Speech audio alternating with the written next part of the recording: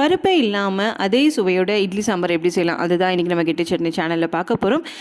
இந்த சாம்பார் வந்து இட்லி, தோசைக்கு, பொங்கலுக்கு எல்லாமே ரொம்ப நல்லாயிருக்கும். ஸோ இதுக்கு என்ன தேவையான பொருள் அப்படின்னா, ஒரு 3 நல்ல பழமாக இருக்கிற 3 தக்காளி, அதில் அந்த சைஸில் இருக்கிற ஒரே ஒரு பெரிய வெங்காயம், ஒரு பல் பூண்டு, கொஞ்சம் சாம்பார் பொடி, கொஞ்சம் வந்து நமக்கு வந்து பொட்டுக்கடலை தேவை. ஃபஸ்ட்டு வந்து என்ன பண்ணோம்னா, ஒரு குக்கரில் வந்து இந்த 3 தக்காளி நல்லா கழுவி எடுத்துகிட்டு 3 தக்காளி, அந்த ஒரு வெங்காயத்தில் வந்து பாதி வெங்காயம் மட்டும் கட் பண்ணி இதில் போடுங்க வேக வைக்கிறதுக்கு. மிச்சம் பாதி வந்து நம்ம தாளிக்கு யூஸ் பண்ணிக்கலாம். ஸோ அப்புறம் இது கூட வந்து ஒரு பல் பூண்டு, ஒரு ஸ்பூன் அளவுக்கு சாம்பார் பொடி, அப்படி இல்லைன்னா குழம்பு மிளகாத்தூள் இதை போட்டுட்டு ஒரு 3/4 டம்ளர் அளவுக்கு தண்ணி ஊற்றி இதை வந்து ஒரு விசில் வர வரைக்கும் வேக வச்சு எடுத்து வச்சுருங்க.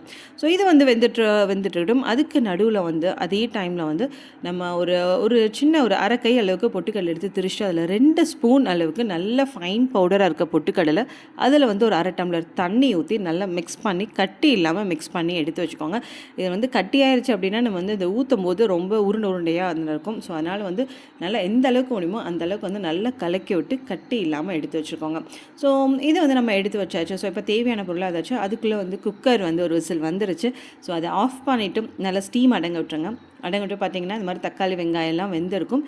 இப்போ வந்து அந்த தக்காளி வெங்காயம் அது கூட சேர்ந்து ஒரு பூண்டு இருக்குல்ல, இதெல்லாம் வேக வச்சதை மட்டும் எடுத்து மிக்சியில் வந்து ஒரு ரொம்ப ஃபைன் பேஸ்ட் இல்லாமல் கொஞ்சம் குறைன்னு வந்து அரைச்சி எடுத்துப்போம்.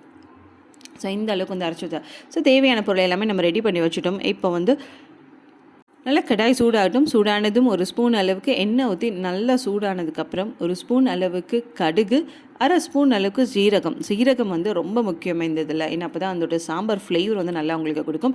அதோட நல்ல ஃப்ரெஷ்ஷான கருவேப்பிலை இதெல்லாம் தாளித்ததுமே வந்து நம்ம மிச்சம் வச்ச ஒரு அரை வெங்காயம் வச்சுக்கோங்களேன், அதை வந்து இந்த மாதிரி பொடியாக போட்டு நல்லா வந்து வதக்கி விட்டுருங்க. அது வதக்கிட்டே இருக்கும்போது ஒரு 1/4 ஸ்பூனுக்கு குறைவாக வந்து பெருங்காயத்தூள். ஸோ பெருங்காயத்தூள் வந்து இந்த மாதிரி நல்லா வதக்கணுன்னே போட்டிங்க அப்படின்னா செம்ம ஃப்ளேவராக இருக்குங்க. இந்த மாதிரி பெருங்காயத்தூள் போட்டதுக்கப்புறம் வந்து நம்ம அரைச்சி எடுத்து வச்சுருந்தோம்ல, அதை வேக வச்சு அரைச்சி வச்சிருந்த கலவையை வந்து இதில் போட்டுட்டு ஒரு கிண்டி விட்டுருங்க.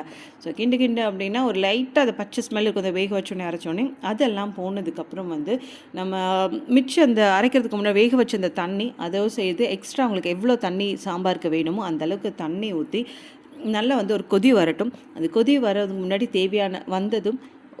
தேவையான அளவு வந்து உங்களுக்கு உப்பு, அப்புறம் 1/4 ஸ்பூன் வந்து மஞ்சத்தூள், இது எல்லாமே போட்டு நல்லா நல்ல தரன்னு கொளிக்கும் அப்படின்னு சொல்லுவாங்களே. ஸோ அந்த பக்கம் வந்த உடனே வந்து நம்ம கரைச்சி வச்சுருந்த பொட்டுக்கடலை பேஸ்ட்டை வந்து ஊற்றிடுங்க.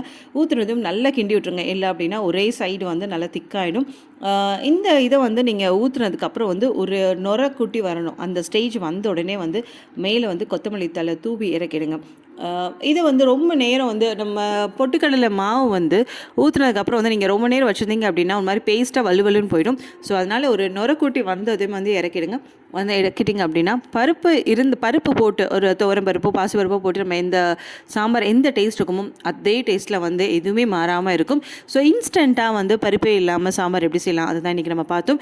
இந்த ரெசிபி எப்படி இருந்ததுன்னு ட்ரை பண்ணி கமெண்ட் பண்ணுங்கள். உங்கள் ஃப்ரெண்ட்ஸ் எல்லாருக்கும் ஷேர் பண்ணுங்கள். இப்போ தான் கெட்டி சட்னி சேனலை ஃபஸ்ட் டைம் பார்க்குறீங்க அப்படின்னா சப்ஸ்கிரைப் பண்ணி பக்கத்துக்கு பெல் ஐக்கானை கிளிக் பண்ணுங்கள். அப்போ தான் இதே மாதிரி இன்ட்ரெஸ்டிங்கான சட்னி அண்ட் சாம்பார் ரெசிபிஸ் உங்களுக்கு மிஸ் ஆகாமல் வரும். நன்றி.